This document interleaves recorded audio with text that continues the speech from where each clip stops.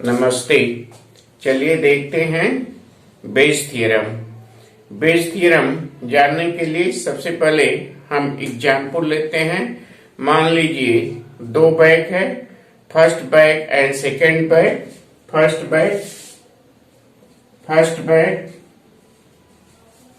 First bag में दो white और तीन रेड बॉल हैं। फर्स्ट बैग में दो व्हाइट और तीन रेड बॉल हैं। और मान लीजिए second bag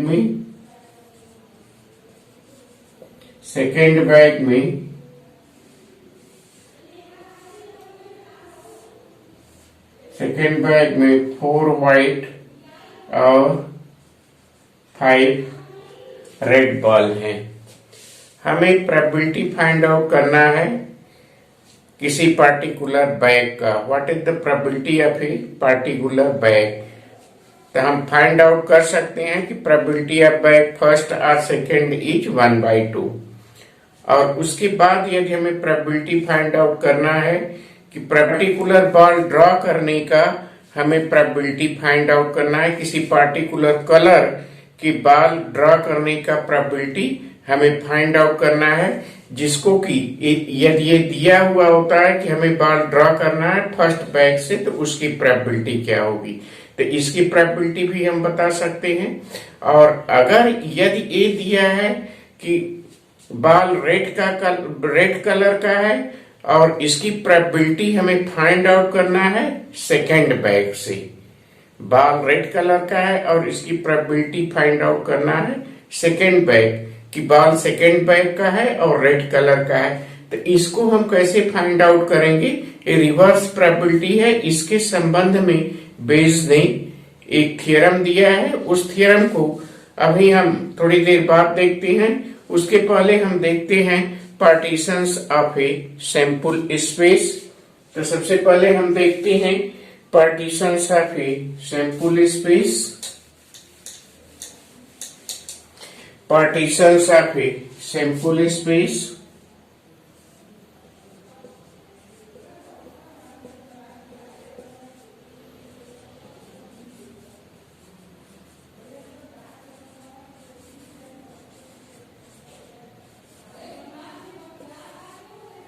Partitions of a sample space. A set of events. Now consider the set of events. Let E1, E2, E3 and En. This set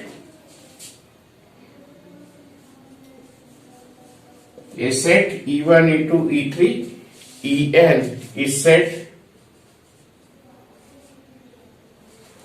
each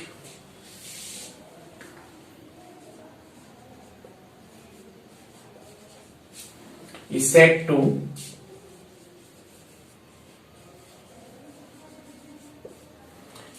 to represent a partitions of the sample space.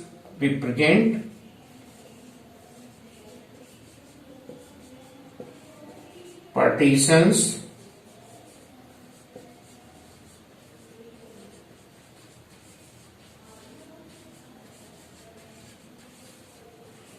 partitions of the sample space S if, मतलब कोई भी sample space S दिया हुआ है, उसमें E1, E2, E3 A set of events है। तो a partitions of sample space sample if, सबसे पहले फर्स्ट हो गया EI intersection EJ equal to 5, where I and J equal to 1, 2, 3 and so on। तो सबसे पहले हम ये देखेंगे कि जो डिसजॉइंट पेयर ऑफ सेट, जो इवेंट्स हैं वो डिसजॉइंट होना चाहिए, मतलब उनका इंटरसेक्शन 5 होना चाहिए। और दूसरा जो इवेंट्स हैं B, इन सभी के इवेंट्स का सम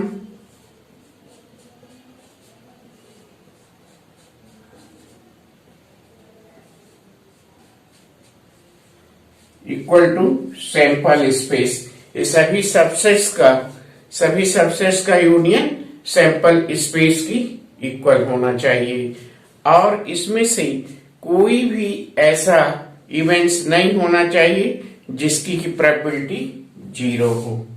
सी, probability of EI is greater than 0. I for all I for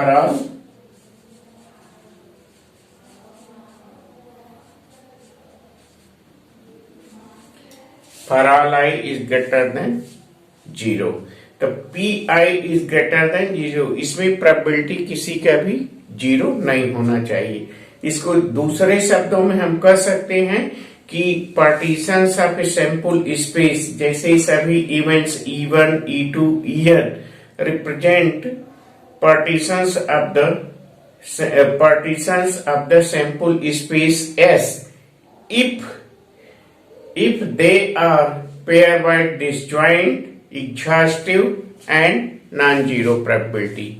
ये सभी events E1, E2, E3, En तभी किसी भी सैंपल स्पेस के पार्टीशंस को तभी व्यक्त करती हैं जब a pair wise disjoint set हो और एग्जॉस्टिव इवेंट्स हो और इनकी प्रोबेबिलिटी 0 नहीं हो। तो ये क्या रिप्रेजेंट करेंगी? ये जो है किसी भी सैंपल स्पेस का पार्टीशंस, किसी भी सैंपल स्पेस को पार्टीशंस को रिप्रेजेंट करते हैं। ठीक, अब जब ये पार्टीशंस को रिप्रेजेंट करते हैं तो अगर हम कोई इवेंट्स E लेते हैं, जैसे हम कोई इवेंट्स E लेते हैं, कोई इवेंट्स मान लीजिए हम कंसीडर करते हैं E, कोई इवेंट्स कंसीडर करते हैं E, the complement of event और इस इवेंट का इंटरसेक्शन फाई होगा। आप जानते हैं कि complement E dash is the complement of E, तो E intersection E dash is phi. और अगर हम देखें E यूनियन E डैश, तो E union E dash is what? E union E dash. E is the an event of sample space and E dash is the complement of the event E. So that their union will be equal to S. So that this E and E dash also represent the partitions of the sample spaces. So these two sets E and E dash is represent the partitions of the sample space. E और E dash भी sample space का partitions है। ठीक, E और E dash set जो भी है यहाँ वो भी सैंपल स्पेस का पार्टीशंस है, क्योंकि यहाँ इसका भी इंटरसेक्शन फाई है और यूनियन S है और a non zero probability represent करता है। तो हम कह सकते हैं कि partitions of a sample space is not unique.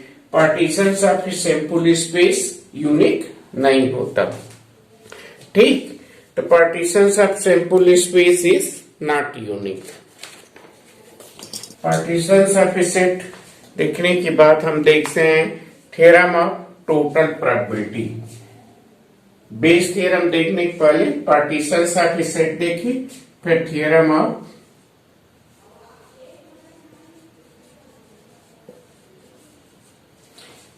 Of total probability.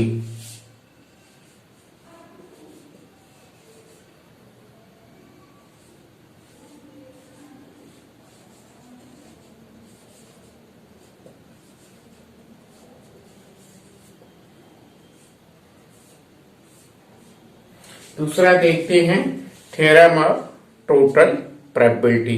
तो थ्योरम ऑफ टोटल प्रोबेबिलिटी, मान लीजिए यहां S कोई सैंपल स्पेस है,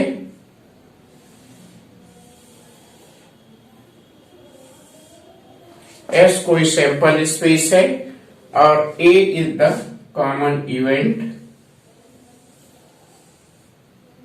in that sample space. A is the common event और there are so many, there are the events in sample space S. मान लीजिए हम सैंपल इवेंट कंसीडर करते हैं।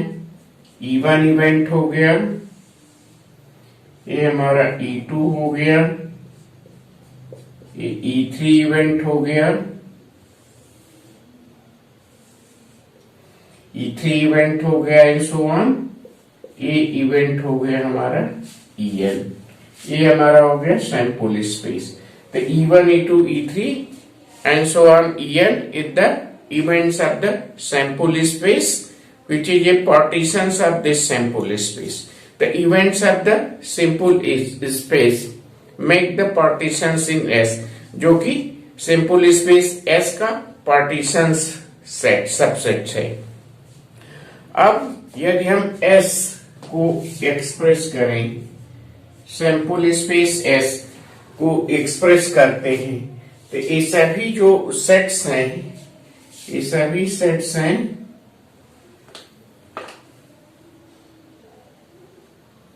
ये जो सभी सेट्स हैं, ये सभी sets disjoint pair of set हैं। तो डिसजॉइंट पेयर ऑफ सेट्स हैं, तो E1 union E2 union E3 and so on union En। इसका यूनियन, क्योंकि पेयर वाइज डिसजॉइंट सेट्स है, पार्टीशन सब सैंपल स्पेस है, इसलिए इसका यूनियन सैंपल स्पेस एस के इक्वल होगा। ठीक, अब इसका यूनियन सैंपल स्पेस के इक्वल होगा। और ये सभी इवेंट्स किस तरह हैं? Disjoint pair of set. EJ equal to 5 IJ pair for all ij 1 2 to n, सभी ij के लिए E1 E2 E3 ये सभी जो है सैंपल स्पेस के पार्टीशन है, डिसजॉइंट पेयर ऑफ सेट हैं। ठीक, डिसजॉइंट पेयर ऑफ सेट हैं और इसका यूनियन एग्जॉस्टिव इवेंट है। इसको हम एग्जॉस्टिव इवेंट भी कह सकते हैं, जिसका कि यूनियन सैंपल स्पेस के इक्वल है। अब हम कॉमन इवेंट ए कंसीडर करते हैं। ए कॉमन इवेंट हो गया, A intersection S sample space के इक्वल हो गया। ठीक, और सैंपल स्पेस के स्थान पर हम क्या लिखेंगे? सैंपल स्पेस ए इंटरसेक्शन, ये हो गया E1 union E2 union and so on union En। ये हम लिख सकते हैं, ए के स्थान पर लिख सकते हैं, नहीं लिख सकते हैं, क्योंकि ये पेयर वाइज डिसजॉइंट सेट है, तो इसको हम बाय डिस्ट्रीब्यूटिव प्रॉपर्टी से ए हम लिख सकते हैं union A1 union A intersection E2 and so on A intersection En, A intersection En union. इस तरह से हम इसको लिख सकते हैं। ठीक, इस तरह से हम इसको लिख सकते हैं।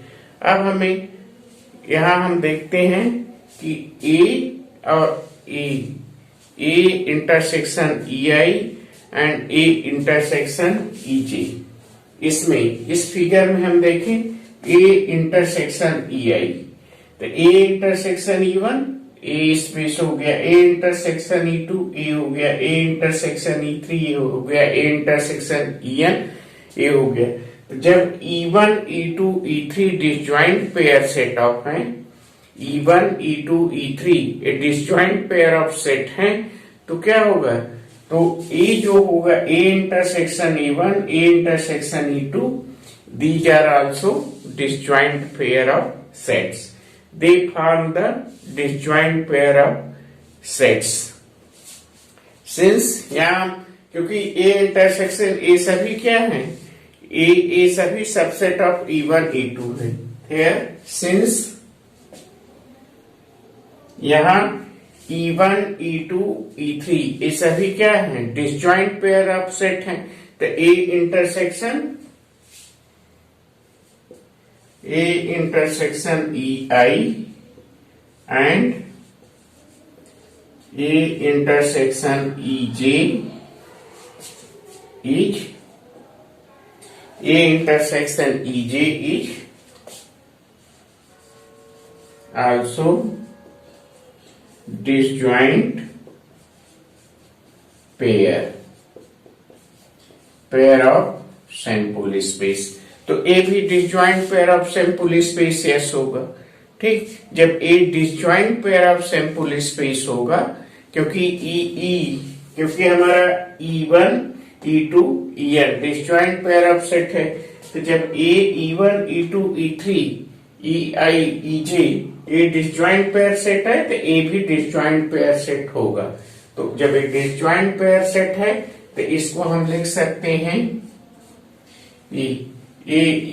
इसको हम लिख सकते हैं क्या, इसको हम लिख सकते हैं कि ये सभी डिसजॉइंट पेयर ऑफ सेट होंगे। तो अब हम इसकी जब प्रोबेबिलिटी फाइंड आउट करेंगे, ये डिसजॉइंट पेयर ऑफ सेट हैं, तो हम डिसजॉइंट पेयर ऑफ सेट है तो हम प्रोबेबिलिटी फाइंड आउट करते हैं, प्रोबेबिलिटी ऑफ ए। तो ए हो जाएगा हमारा probability of A intersection E1 plus probability of A intersection E2 and so on plus probability of A intersection En। A probability of A हो गया। ठीक, जब A probability of A हो गया हमारा, तो इन द कंडीशनल प्रोबेबिलिटी में हम देख चुके हैं क्या, कंडीशनल प्रोबेबिलिटी हम फाइंड आउट कर चुके हैं। कंडीशनल प्रोबेबिलिटी हम फाइंड आउट किए हैं यहाँ एक मल्टीप्लिकेशन थ्योरम में। कंडीशनल प्रोबेबिलिटी यहाँ कंडीशनल प्रोबेबिलिटी हम फाइंड आउट कर किए हैं।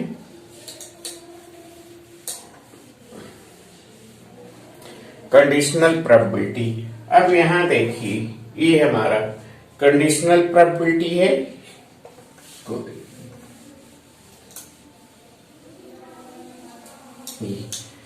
Conditional probability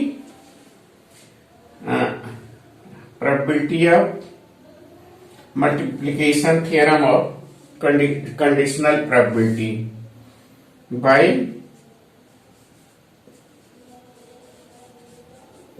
multiplication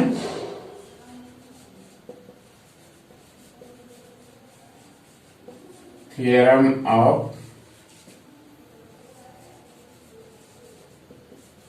conditional probability।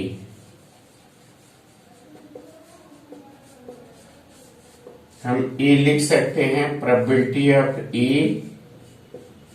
EI equal to what, probability of, इसको हम लिख सकते हैं condition probability of EI and probability of E, that is the EI are given। probability of EI has already occurred, the probability of A, that is the event EI is given। तो इसको हम by multiplication theorem of conditional probability of A intersection EI PI, probability of A EI हमें पहले से मालूम है, तो इसकी प्रोबेबिलिटी हम ये लिख सकते हैं। अब हम इसको इस तरह से लिख सकते हैं PA, ये हमारा हो जाएगा क्या PA, तो ये हमारा हो जाएगा P E1 into P A upon E1 plus P E2 upon P A by E2 and so on, A and so on, P En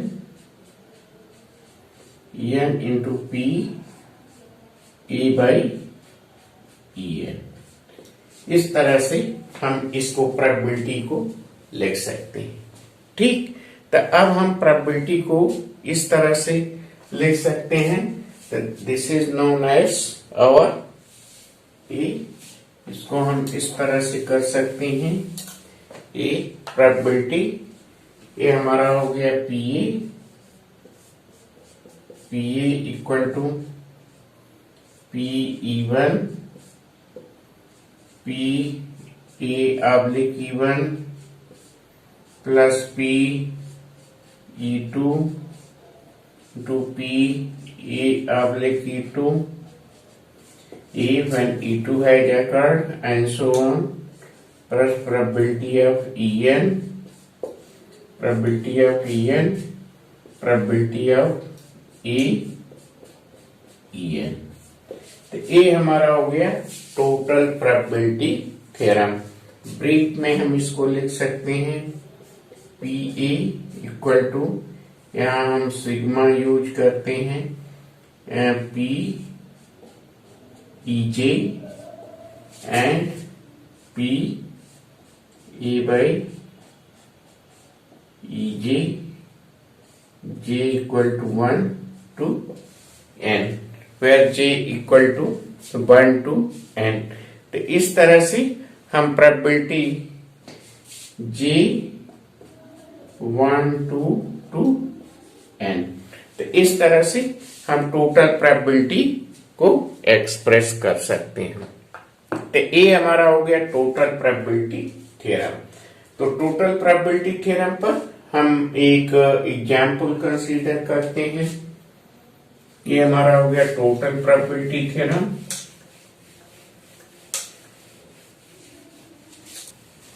total probability theorem पर हम एक एग्जाम्पल देखते हैं। मान लीजिए हमें किसी कंस्ट्रक्शन वर्क करना है, कंस्ट्रक्शन जॉब कंप्लीट करना है, किसी बिल्डिंग का कंस्ट्रक्शन जॉब कंप्लीट करना है। इसमें हम एक एग्जाम्पल कंसीडर करते हैं। तो first now we consider E,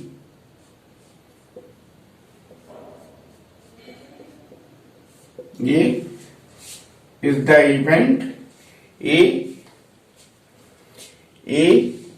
event that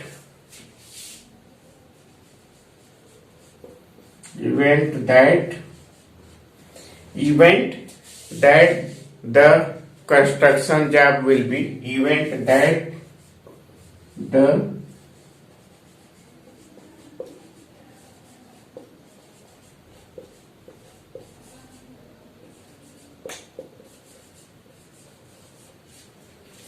will be completed, event that the construction job will be completed।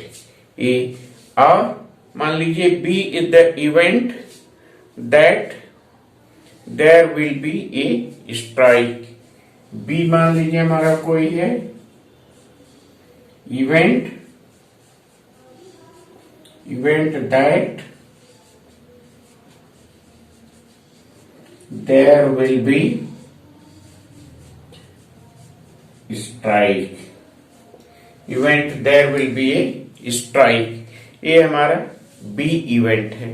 तो प्रोबेबिलिटी ऑफ बी दिया हुआ है, if the probability of the construction, probability the job is completed if there is a strike is given 0.65 ये दिया हुआ है। if probability if not strike, probability if there is no, probability if there is no probability if there is no strike, this will be given 1, this will be given, इसको हम PB dash लिख सकते हैं, 1 minus probability of PB, तो हो जाएगा हमारा 1 minus 0.65, that will be equal to 0.35। तो this is the probability of B dash if there is the no strike. So if there is no strike, job is completed in this. If there will be probability, if there will be strike. If no strike, then their probability is 0.35. And if the strike, then construction work is completed. The probability of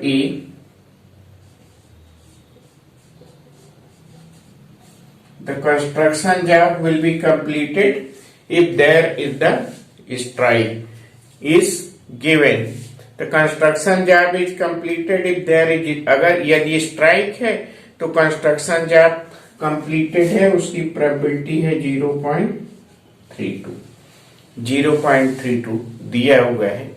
और यदि strike नहीं है P/B', अगर strike नहीं होती है तो construction job complete करने की प्रोबेबिलिटी है 0.80। यदि स्ट्राइक नहीं है तो कंस्ट्रक्शन जॉब कंप्लीट करने की प्रोबेबिलिटी 0.80 है। तो कंस्ट्रक्शन जॉब कब कंप्लीट होगा, हमें फाइंड आउट करना है probability of the job will be completed. The probability of the job will be completed हम फाइंड आउट करेंगे PE, टोटल प्रोबेबिलिटी थ्योरम हम अप्लाई करेंगे। तो सबसे पहले हो जाएगा PB इंटू P/B प्लस हो जाएगा हमारा P/B into P/B'. Probability of construction job is completed. Construction job is completed 0.65 into. If there is no strike, then the construction job will be completed 0.32. फिर construction job not completed. If there is the strike, if no strike, then construction job. तो no strike है तो PB' हमारा job completed की probability 3.5 है। अगर no strike है तो कंस्ट्रक्शन जॉब कब कंप्लीट होगा, ये दिया हुआ है 0.80। अगर स्ट्राइक नहीं होता है तो कंस्ट्रक्शन जॉब कब कंप्लीट होता है। इसको हम सिंप्लीफाई करेंगे, तो इसको हम सिंप्लीफाई करेंगे तो ये हो जाएगा 0.208 प्लस इसको हम सिंप्लीफाई करेंगे तो हो जाएगा 0.28 equal to 0.488।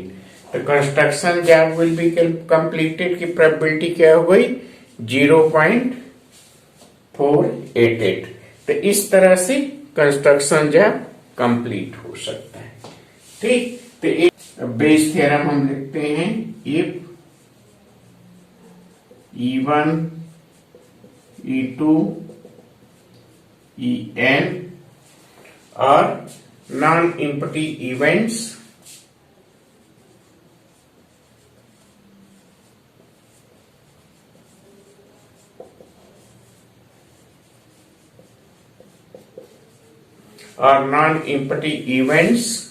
which constitute a partitions of sample space H, which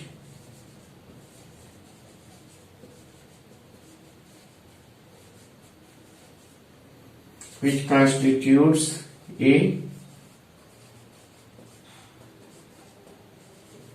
partitions of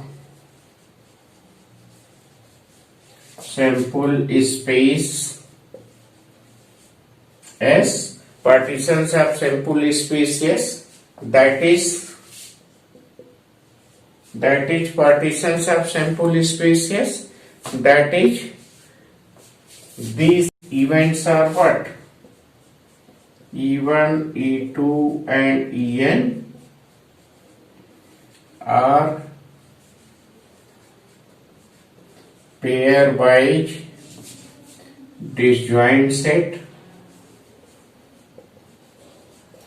disjoint set, इनका इंटरसेक्शन 5 होना चाहिए, pair wise disjoint and pairwise disjoint set or event, pairwise disjoint event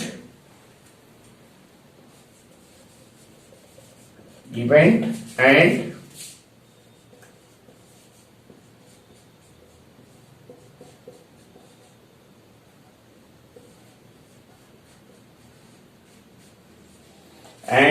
E1 E2 E3 union En is S, and A is any event of non-zero probability, and A is any event of non-zero probability, मतलब ए कोई common event होना चाहिए। E1 E2 E3 ए partitions होना चाहिए, ऐसा events होना चाहिए जो सैंपल स्पेस S का पार्टीशंस और डिसजॉइंट पेयर ऑफ सेट बनाते हो और इन सभी का यूनियन सैंपल स्पेस के S के इक्वल हो, और ए कोई कॉमन इवेंट्स है उस सैंपल स्पेस में, ठीक। तो then non zero any non zero probability जिसकी की प्रोबेबिलिटी 0 नहीं हो, तो तब हम बेस थ्योरम लिख सकते हैं। Then probability of EI/A equal to, तो हम बेस थ्योरम लिख सकते हैं, that is P EI probability of EI upon sigma j equal to 1 to n probability of EJ probability of A oblique EJ probability of A oblique EJ, where this J is I and J is equal to 1 to 1, where I equal to 1 to up to n. So this is the Bayes theorem. This will be the Bayes theorem. We can find this Bayes theorem. Now let us see how you find this Bayes theorem. The very simple to find the Bayes theorem. How you find this Bayes theorem? Here you see, you can write probability of PE by A by the multiplication theorem of conditional probability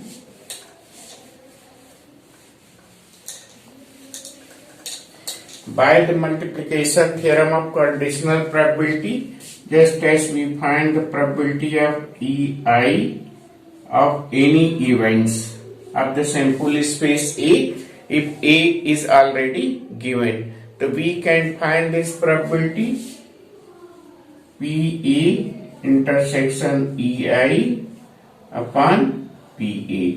This is the by the multiplication theorem of conditional probability. PA we can write the probability of EI and probability of A oblique EI upon PA. So now from this we can write this total probability theorem. This we can get this total probability theorem P. So now from this we can get this the Bayes theorem. 13.3 question number 2. In this question it will be given a bag contains 4 red and 4 black balls. A bag contains bag 1, this contains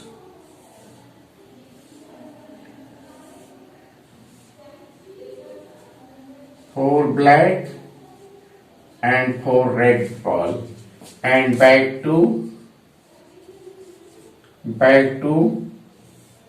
contains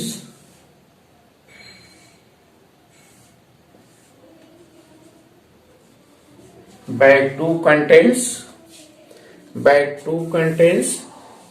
2 red and 6 black ball. Bag 1 contain 4 red and 4 black. Here you write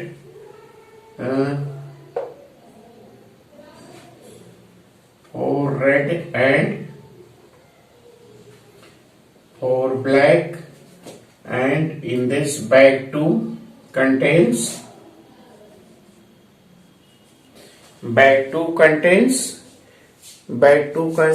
2 red and 6 black. 2 red and 6 black ball. This is the bag 1. The bag 1 contains 4 red and 4 black ball. Bag 2 contains 2 red and 6 black ball.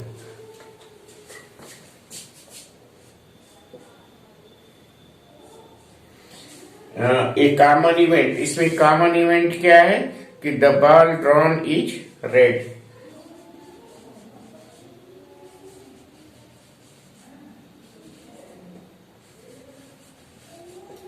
Drawn ball is red, and E1 is the probability of first bag. E1 is the first bag. Let E1 is the first bag.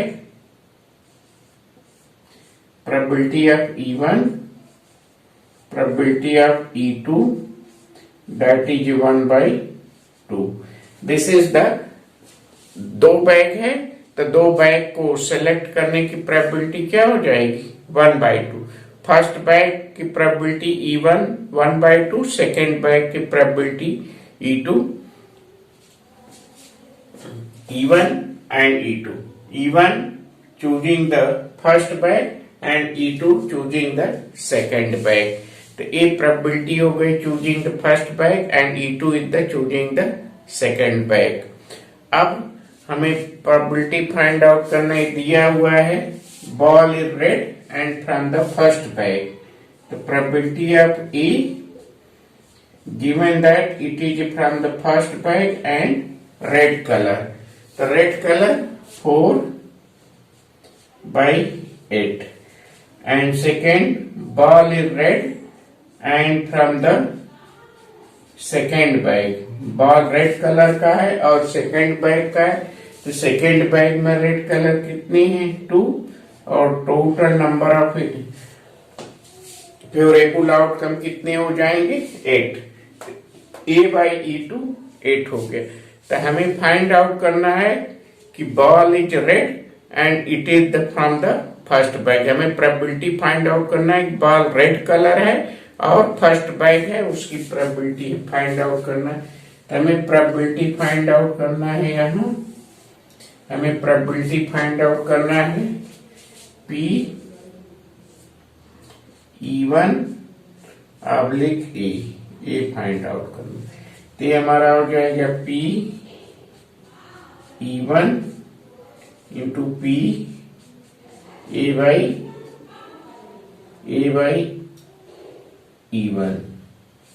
P A/E1, और दूसरा हो जाएगा P E1 P A/E1 plus P E2 P A/E2. ये हमें find out करना है. तब हम यहाँ वैल्यू रखते हैं P E1/A. इसमें हम वैल्यू रखते हैं P E1 1/2 और A/E1 4/8. तो 1/2 इंटू 4/8 ये हो गया. और दूसरा हम वैल्यू रखते हैं 1/2 हो जाएगा यहाँ, और ये हो जाएगा हमारा 4/8 प्लस PE2. PE2 कितना है PE2 भी 1/2 है 1/2. Into A by E two कितना है 2/8 है। हमारा हो जाएगा 4 and 1, यहाँ 5 4 and 1 4 हो गया और यहाँ 4 हो गया और +2 तो हो गया 6। इसको हम सिंप्लीफाई करेंगे तो ये आएगा 2/3। तो probability of red colour which is in the first bag is 2/3। तो इस तरह से हम बेस थ्योरम अप्लाई करेंगे और प्रोबेबिलिटी फाइंड आउट करेंगे। Probability of ball is red colour and it is from the first bag. तो बॉल रेड कलर है और फर्स्ट बैग है, उसकी प्रोबेबिलिटी यहाँ हम 2/3 कर सकते हैं। ठीक, तो हमारा कॉमन इवेंट क्या हो गया, आंसर इज करेक्ट। हमें प्रोबेबिलिटी फाइंड आउट करना है, he knows the answer is correct. तो answer is correct, let common event हो गया हमारा आंसर इज करेक्ट। ये हमारा कॉमन इवेंट हो गया। मान लीजिए let E1 is the he know the answer. E1 event हो गया क्या, he know the answer, know the he know the answer. और E2 इवेंट हो गया हमारा he guesses the answer.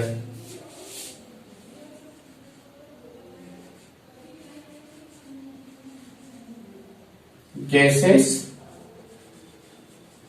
Answer, he guesses the answer.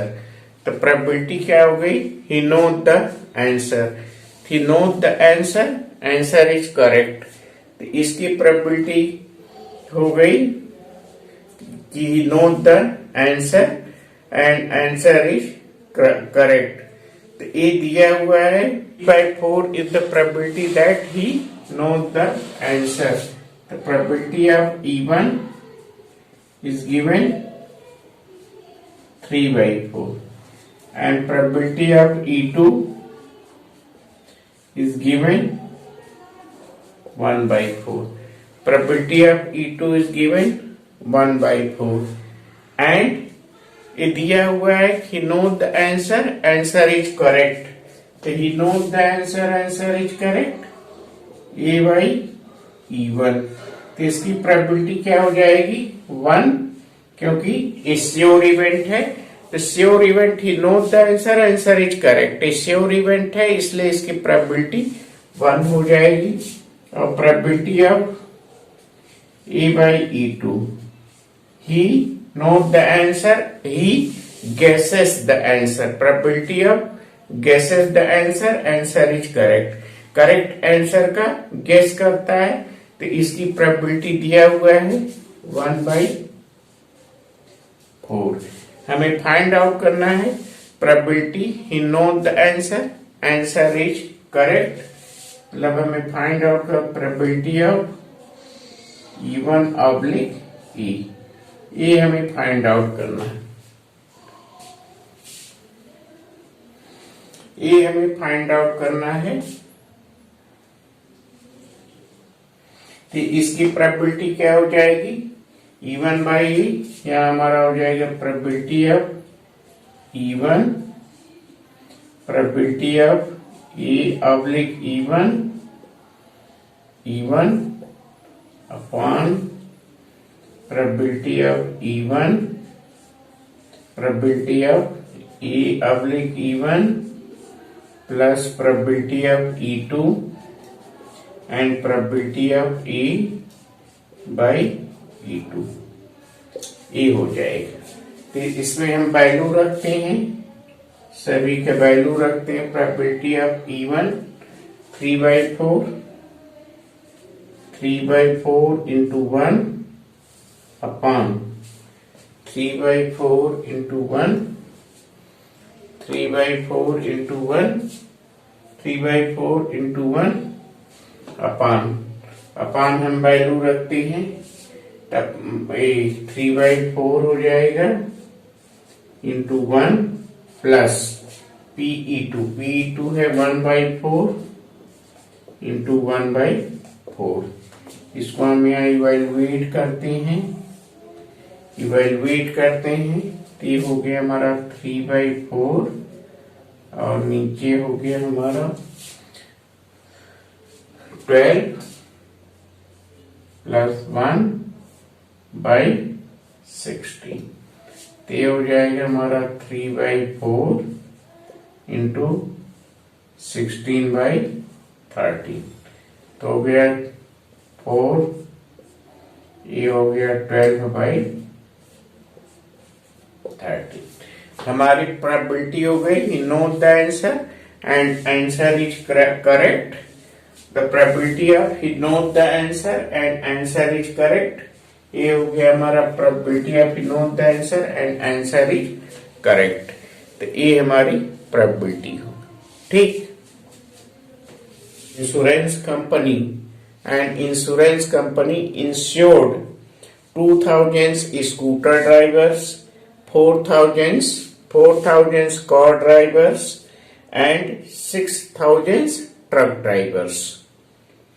The probability of an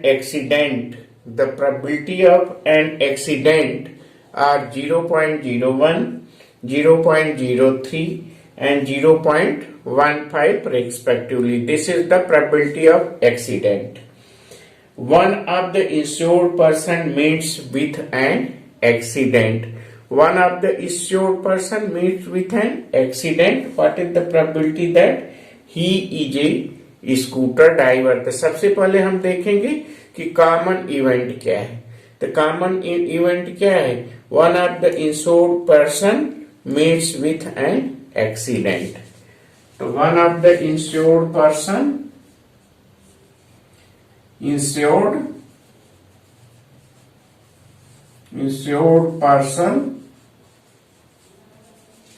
insured person meets with an accident.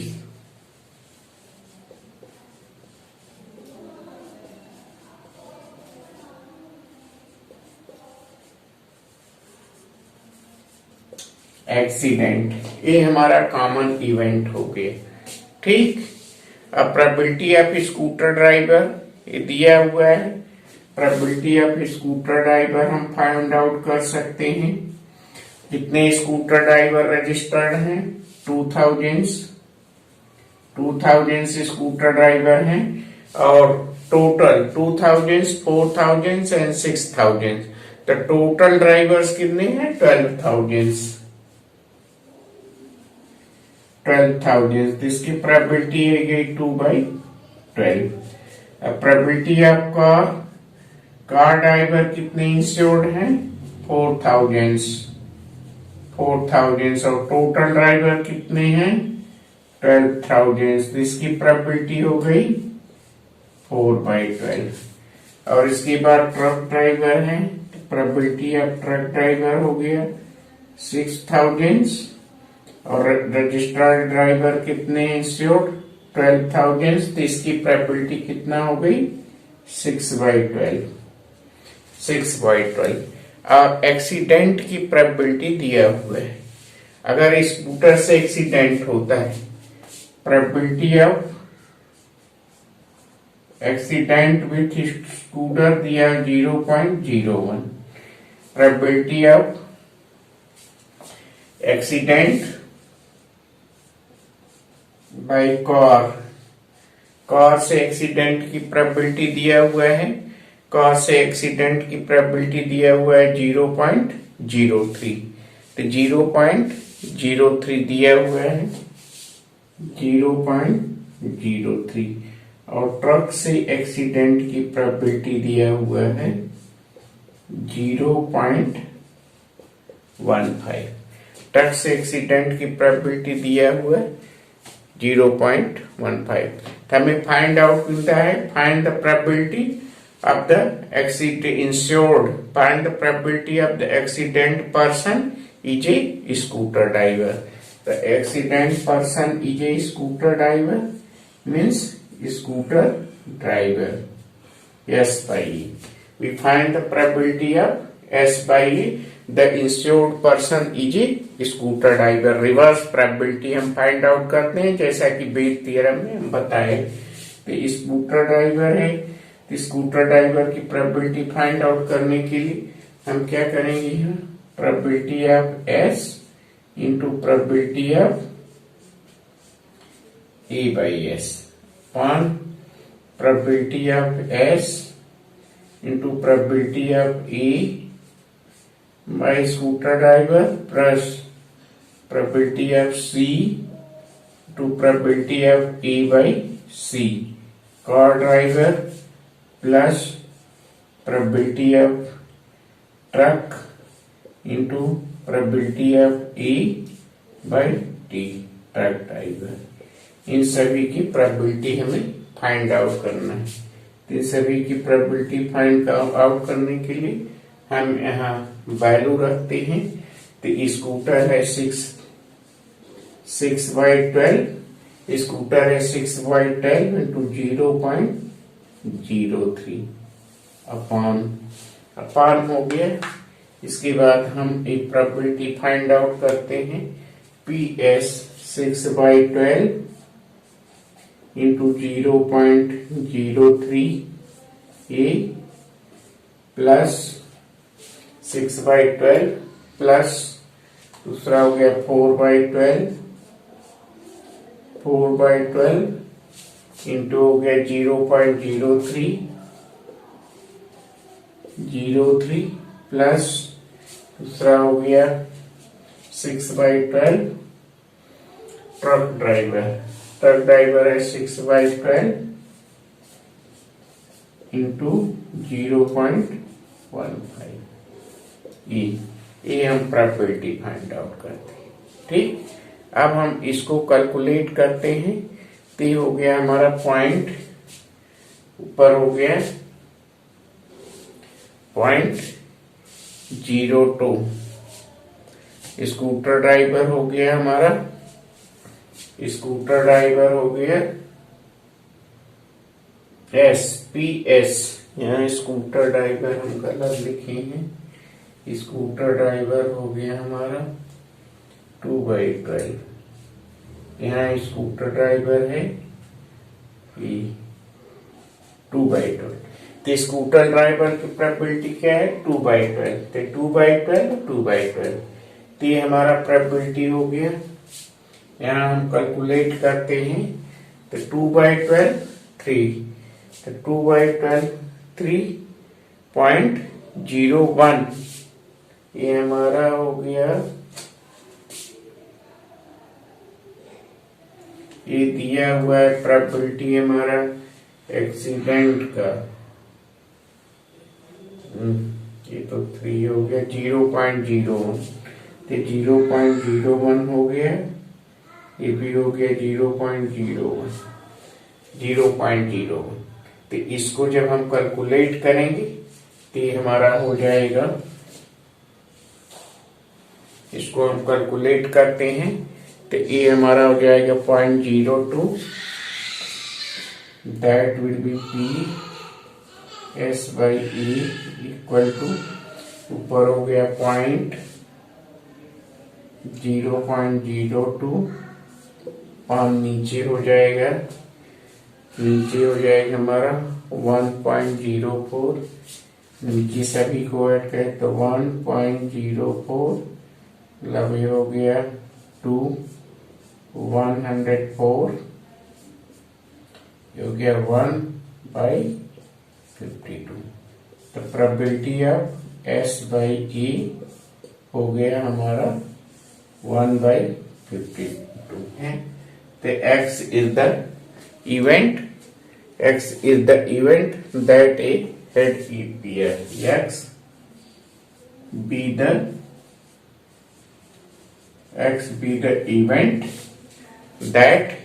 the event that a head appears।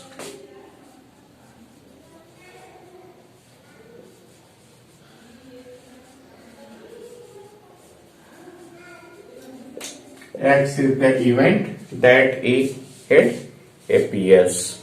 ए हो गया हमारा, और even हो गया, इवन इवेंट हो गया, ई स्पीक्स ट्रूथ, ए स्पीक्स ट्रूथ, ए speaks truth. E2 हो गया हमारा, ए स्पीक्स